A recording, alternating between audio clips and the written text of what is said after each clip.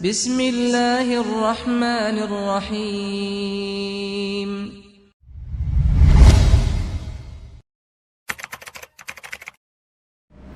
Bismillahirrahmanirrahim. Assalamualaikum warahmatullahi wabarakatuh.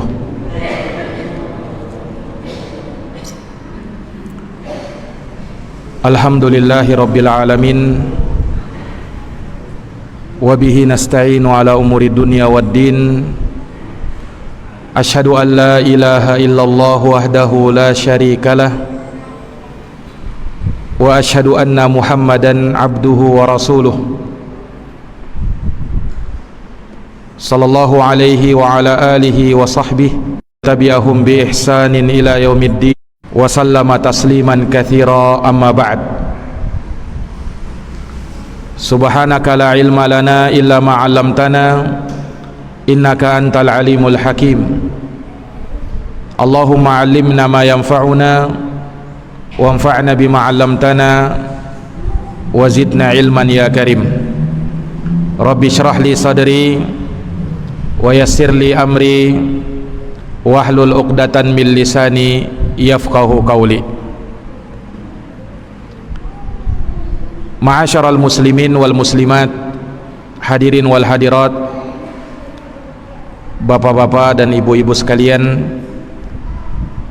jamaah salat maghrib yang dirahmati dan dimuliakan oleh Allah. Alhamdulillahi bi ni'matihi tatimmu shalihat. Segala puji hanya bagi Allah yang dengan nikmat-nikmatnya tertunai segala amal-amal kebajikan.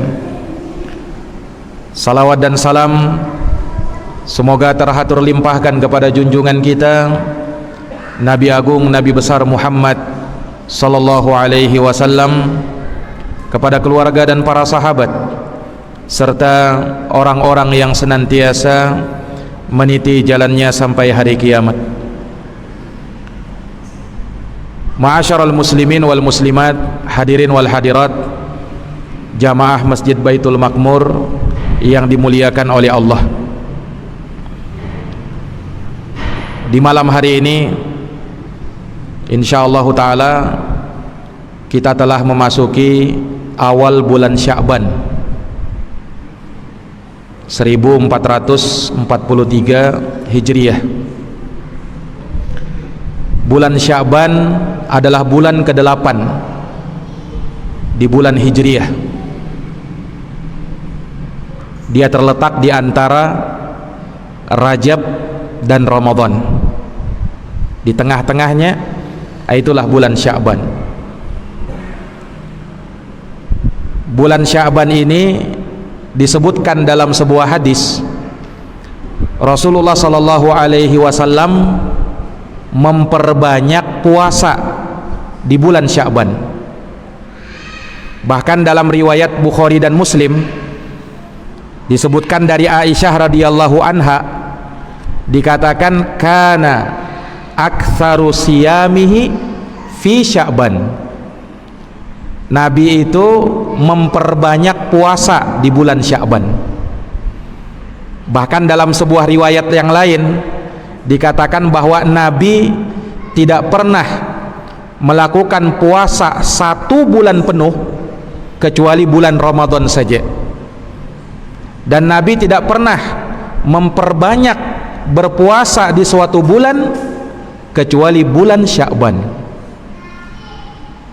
Nah, ini menunjukkan kepada kita bulan Sya'ban ini bulan yang disunnatkan untuk berpuasa.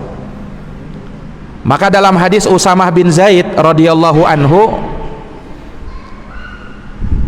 Nabi pernah ditanya, "Ya Rasulullah, mengapa aku banyak melihat engkau berpuasa di bulan Sya'ban? Mengapa dengan bulan Sya'ban ini?" Maka Rasulullah memberikan alasan dengan 2 alasan. Kata Nabi sallallahu alaihi wasallam, "Dzaka syahrun yaghfulun nasu anhu baina Rajab wa Ramadan." Bulan Sya'ban itu adalah bulan yang banyak manusia lalai darinya. Dialah bulan yang terletak di antara dua bulan mulia, bulan Rajab dan bulan Ramadan. Jadi disebutkan manusia banyak lalai di bulan Sya'ban ini karena mereka menganggap bahwa sebentar lagi bulan Ramadan. Maka ada sebagian orang yang berpikir, mumpung Ramadan belum tiba, kita puas-puaskan aja dulu, gampang, nanti Ramadan kita taubat, kan Ramadan bulan ampunan katanya. Nah, ini seakan dia tahu bahwa dia bisa dihidupkan oleh Allah sampai hari esok. Nah, kita ini kan tidak tahu ajal kita sampai kapan. Nah, maka jangan beranggapan seperti itu. Dan memang kebanyakan manusia lalai. Lihat di bulan Rajab bulan yang dikatakan sebagai Syahrul Haram, bulan haram, bulan terhormat. Ramadan Sayyidus Syuhur, dia merupakan pimpinannya semua bulan. Bulan penuh ampunan, rahmat, pembebasan dari api neraka. Nah, Sya'ban di tengah-tengahnya.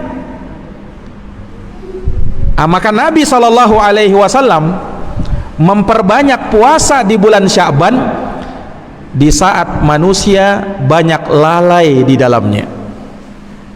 Nah, di sini terdapat rahasia bahwa suatu amalan ketika dilakukan di saat manusia banyak lupa kepada Allah, banyak lalai kepada Allah, maka pahalanya akan dilipat gandakan oleh Allah Subhanahu wa ta'ala. Makanya kan hadis yang tentang doa masuk pasar itu, yang kata Nabi pahalanya dapat 1 juta kebaikan, dihapuskan 1 juta kesalahan, diangkat 1 juta derajat. Doa ketika masuk pasar. Loh, kenapa sampai besar seperti itu? Tidak disebutkan pahala seperti itu ketika mau masuk masjid. Karena kalau mau masuk masjid, wajar orang mau beribadah kepada Allah, tidak usah ditanya lagi. Tapi kalau masuk pasar, maka banyak orang tujuannya bukan beribadah, tapi untuk berdagang, dan memang pasar tempatnya itu. Sehingga tatkala banyak manusia yang lalai,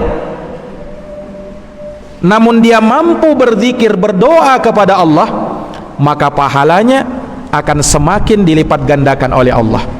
Demikianlah bulan Sya'ban itu. Ketika banyak manusia yang lalai darinya, namun kita mampu memanfaatkannya untuk beribadah, maka pahalanya akan lebih besar nilainya di sisi Allah Subhanahu wa ta'ala.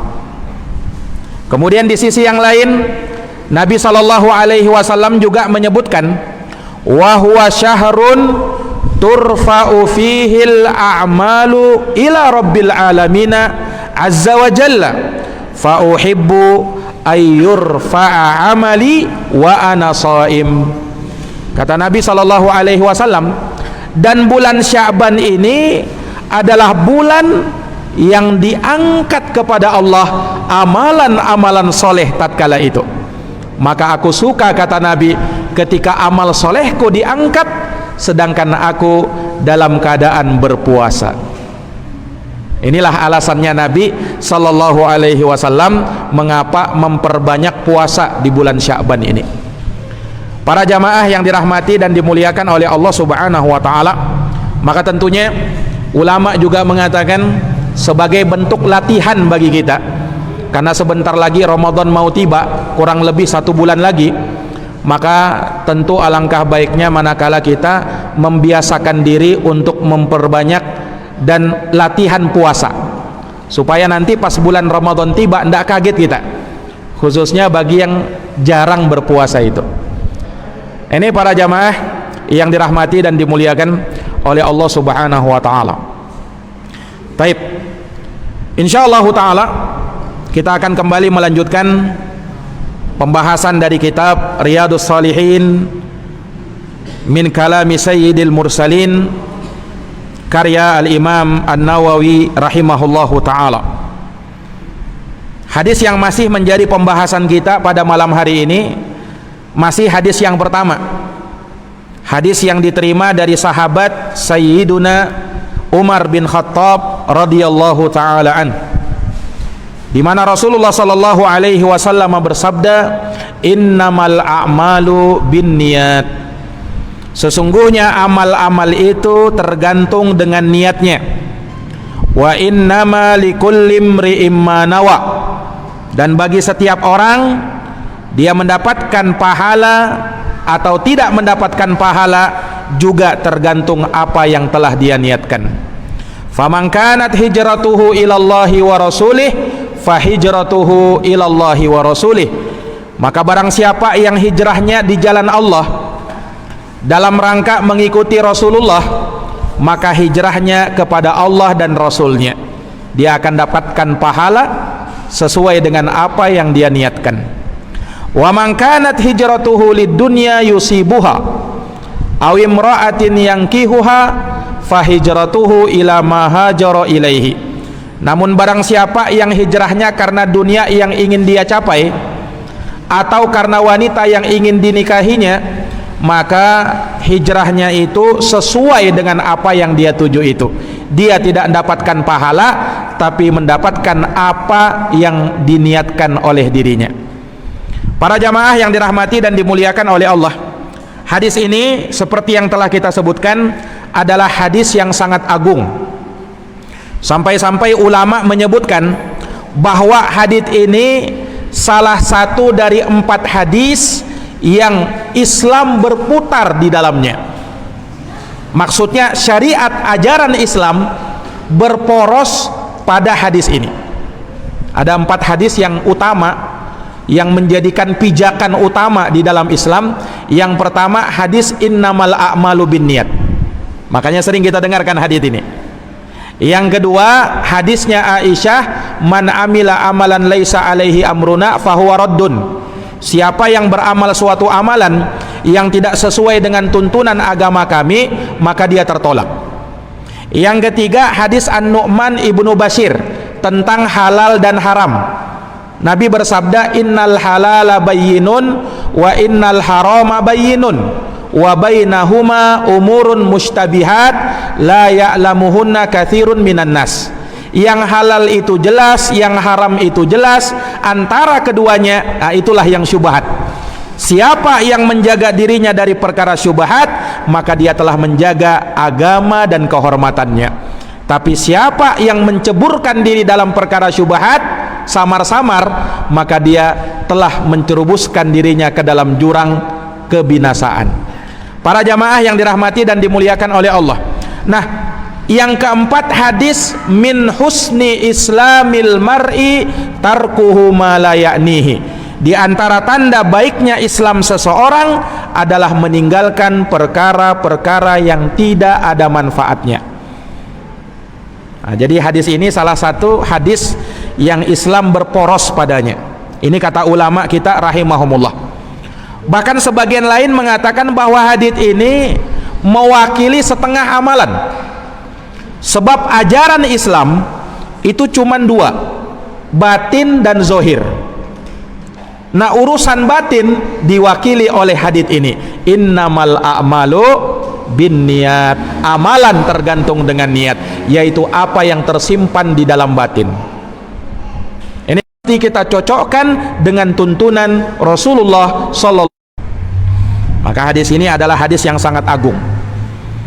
Makanya para jamaah sekalian, hampir pada setiap bab fikih kita akan ketemu dengan hadis ini dan akan dibahas hadis ini. Kalau kita bahas tentang masalah wudu harus ada niatnya. Kalau kita mau bahas tentang sholat juga butuh niat. Ketika kita mau berbicara tentang puasa juga butuh niat. Dan segala amal ibadah harus didasari dengan niat. Makanya benarlah kata Imam Syafi'i, fa inna hadzal hadits yadkhulu fi sab'ina baban min abwabil fiqh. Imam Syafi'i pernah berkata bahwa hadis innamal a'malu binniyat masuk dalam 70 bab dalam bab-bab fikih dalam Islam. Saking luasnya cakupan hadis yang mulia ini. Makanya para jamaah sekalian yang dirahmati oleh Allah, ulama mewasiatkan seperti Imam Ibnu Mahdi mengatakan, yang bagi liman sonnafa kitaban ayyabda'a fihi bihadal hadis. Selayaknya bagi orang-orang yang ingin mengarang sebuah kitab, sebuah tulisan Islami, hendaknya dia memulai dengan hadis ini. Untuk apa? Tanbihan lit talib ala tashihin niyah, sebagai peringatan bagi kita untuk memperbaiki niat-niat kita. Makanya para jamaah sekalian yang dirahmati oleh Allah, sangat banyak kita akan dapati ya karangan-karangan ulama terkait dengan hadis, mereka mulai dengan hadis innamal a'malu binniyat. Coba kita buka Sahih Al-Bukhari, kitab Sahih Bukhari, hadis pertama yang dimuat oleh Imam Al-Bukhari dalam sahihnya adalah hadis innamal a'malu binniyat. Kalau kita buka kitab Umdatul Ahkam karya Imam Abdul Ghani Al-Maqdisi rahimahullah, juga memulai hadisnya dengan innamal a'malu binniyat. Hadis Arba'in Nawawi juga innamal a'malu binniyat. Riyadus Shalihin juga innamal a'malu binniyat. Nah, makanya hadis ini para jamaah sekalian dicantumkan oleh para ulama ahli hadis di awal kitab mereka. Nah, sebagai tanbih bagi dirinya, peringatan bagi dirinya dan orang yang membaca kitab ini.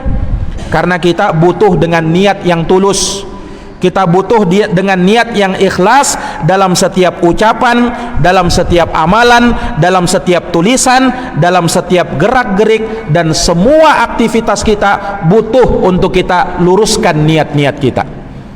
Para jamaah yang dirahmati dan dimuliakan oleh Allah, perhatikan hadis yang mulia ini.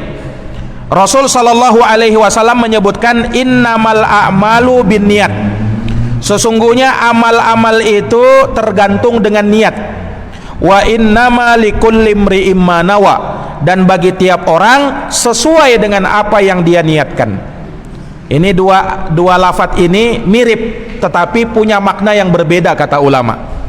Adapun lafaz yang pertama innamal a'malu binniyat, amal-amal itu tergantung dengan niat, ini hukum syariat terhadap setiap amalan yang kita lakukan. Amalan yang kita lakukan, apapun itu amalan, sah tidaknya, benar tidaknya, sempurna tidaknya, baik atau buruknya, tergantung dengan niatnya.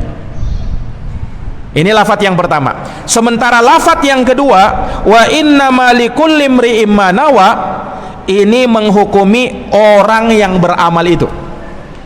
Orang yang beramal, dalam setiap amalan yang dia lakukan, dia dapat besar maupun kecil sesuai dengan niatnya.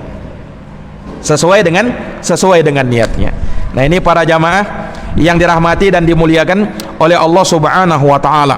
Oleh karenanya, menurut hadis yang mulia ini, ya, semua amal kita apapun itu, amalan itu kata ulama terbagi tiga. Ada amal batin, amalan hati, ada amalan lisan, dan ada amalan anggota badan. Nah, amalan lisan apa? Amalan lisan misalnya mahabbatullah.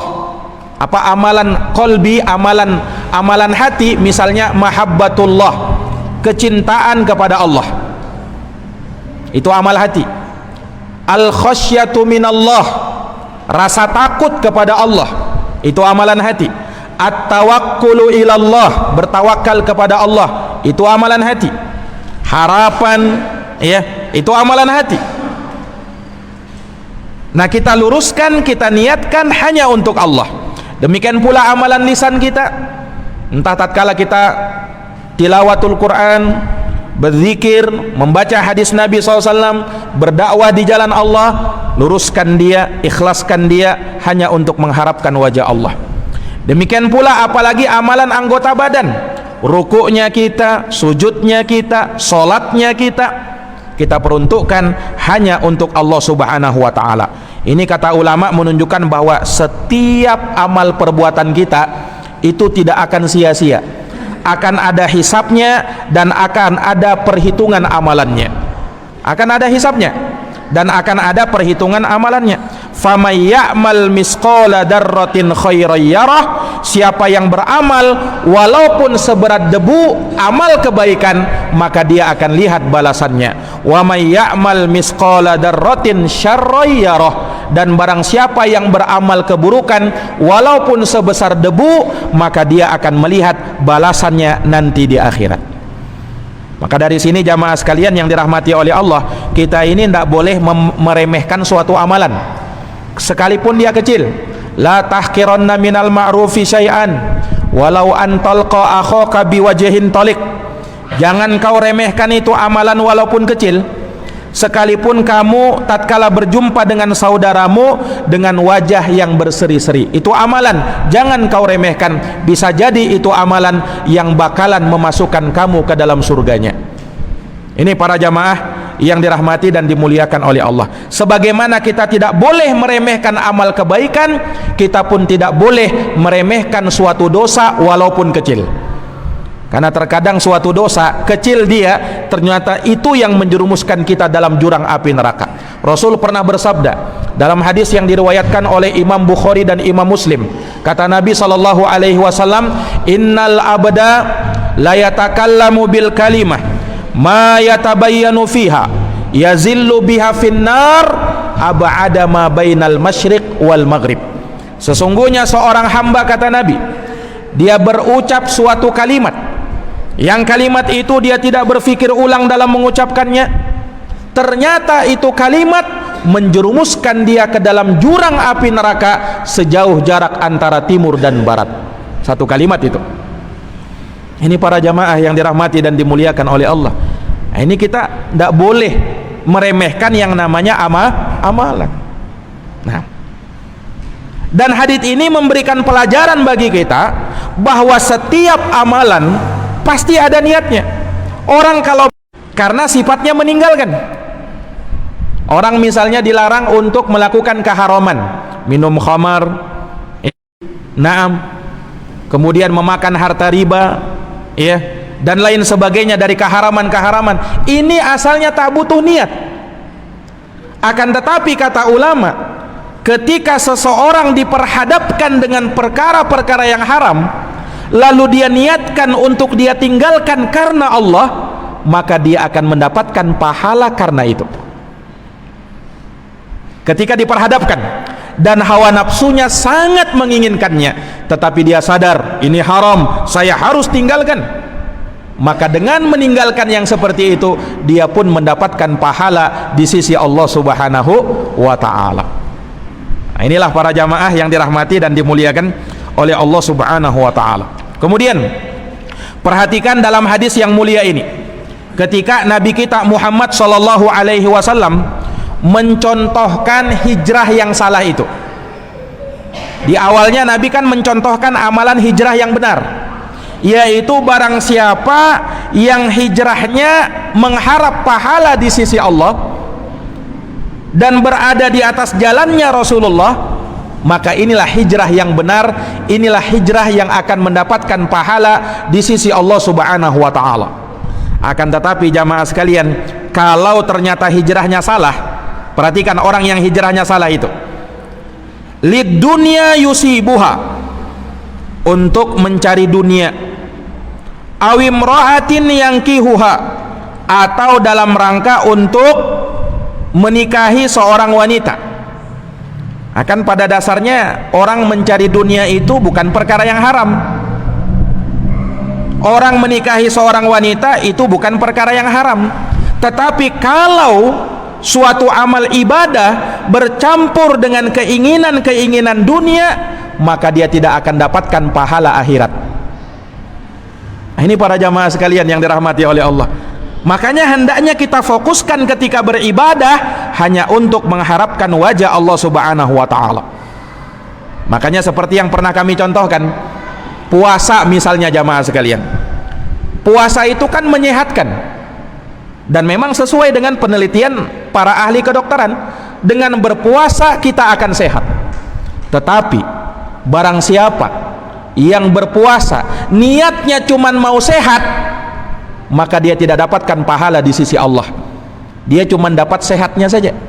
Kenapa? Innamal a'malu binniyat. Amalan tergantung niatnya. Kalau kau niat puasa cuman karena mau sehat, maka yang kau dapatkan cuman sehat saja, pahala tak kau dapatkan. Makanya bagaimana niat yang benar dalam berpuasa? Niatkan karena Allah. Niatkan karena Allah. Setelahnya Allah akan berikan kepada kita pahala akhirat plus pahala dunia. Allah Subhanahu wa taala akan sehatkan badan kita juga. Ini niat yang benar. Sama ketika misalnya kita mau bersedekah, niatkan karena Allah Subhanahu wa taala. Memang benar ketika kita bersedekah, Allah akan ganti 10 kali lipat. Bahkan Allah akan ganti lebih daripada itu. Tapi jangan sampai niat kita bersedekah supaya diganti yang lebih besar lagi di dunia. Ya, yang dapat ya cuman pahala dunia saja, balasan di dunia saja, akhirat tak didapatkan. Kenapa? Innamal a'malu binniyat. Amalan tergantung dengan niatnya.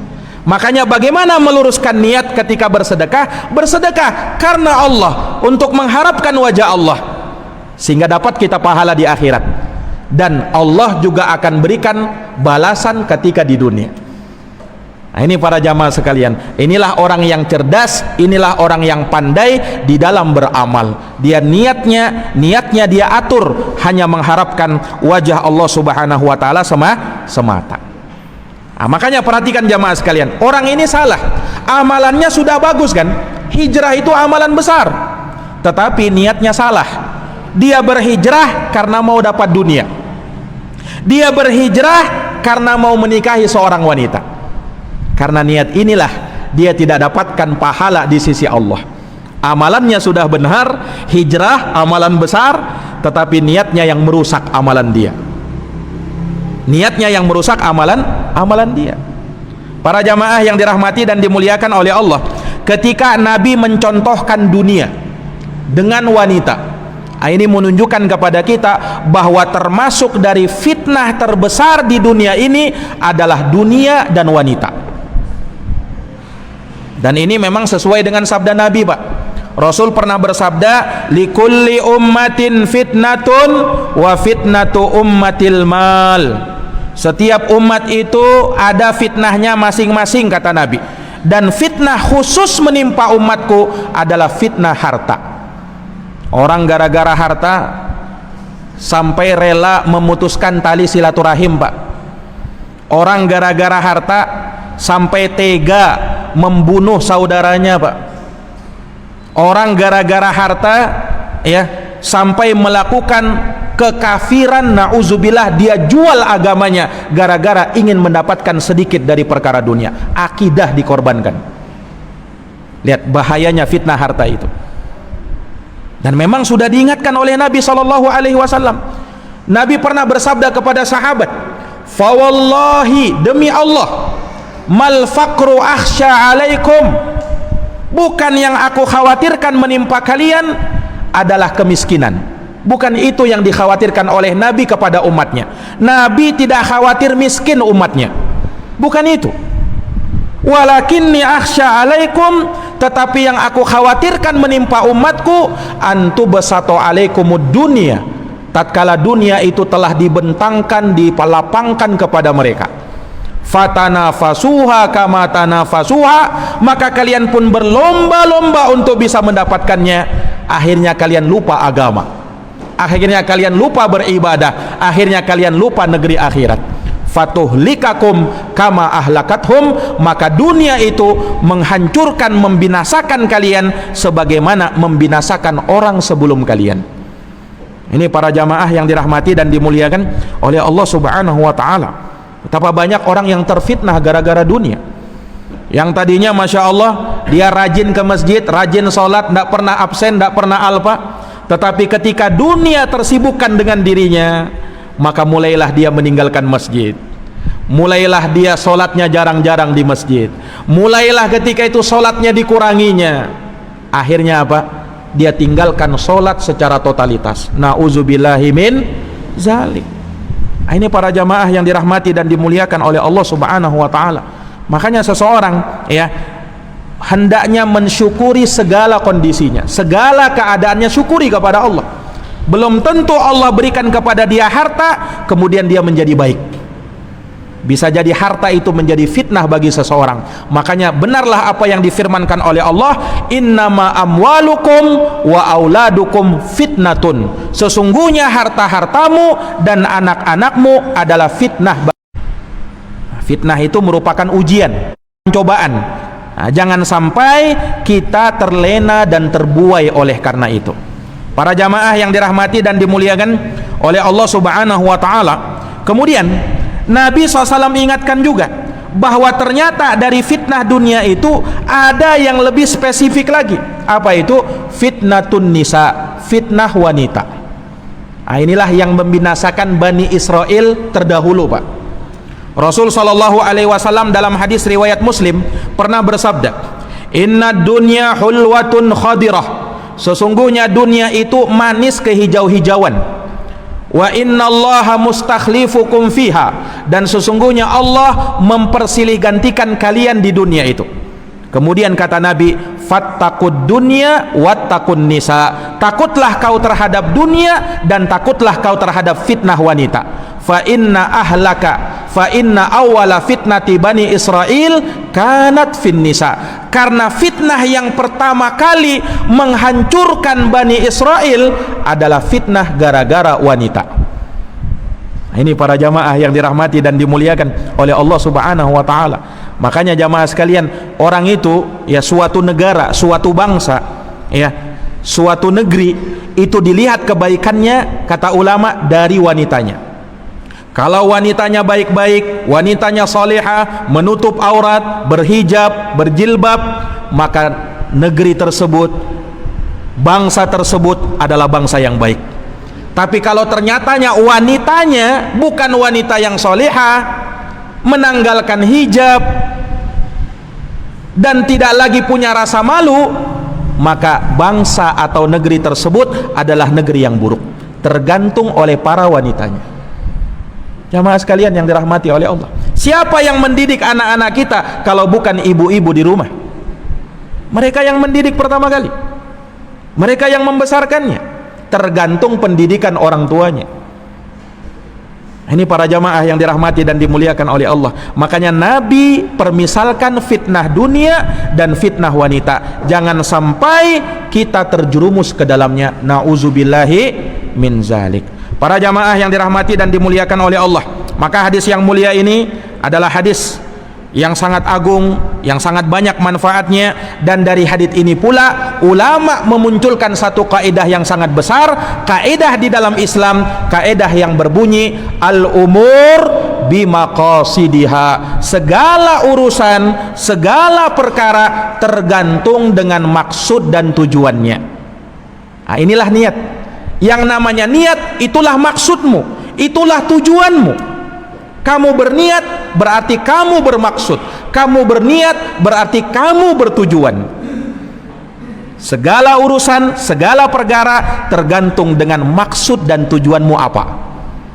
Nah, ini para jamaah yang dirahmati dan dimuliakan oleh Allah Subhanahu wa ta'ala. Demikian mungkin yang bisa kami paparkan terkait dengan hadits yang mulia ini, pelajaran dan hikmah serta kandungan yang bisa kita ambil darinya. Semoga bermanfaat, semoga menambah iman, menambah ketakwaan kita kepada Allah Subhanahu wa ta'ala, dan semoga membuahkan ilmu dan amalan kita guna mendapatkan kebaikan di negeri akhirat. Amin ya rabbal alamin. Demikian kita akhiri dengan doa kafaratul majlis. Subhanakallahumma wa bihamdika asyhadu an la ilaha illa anta astaghfiruka wa atubu ilaik. Subhana rabbika rabbil izzati amma yasifun wa salamun alal mursalin walhamdulillahi rabbil alamin. Wassalamualaikum warahmatullahi wabarakatuh.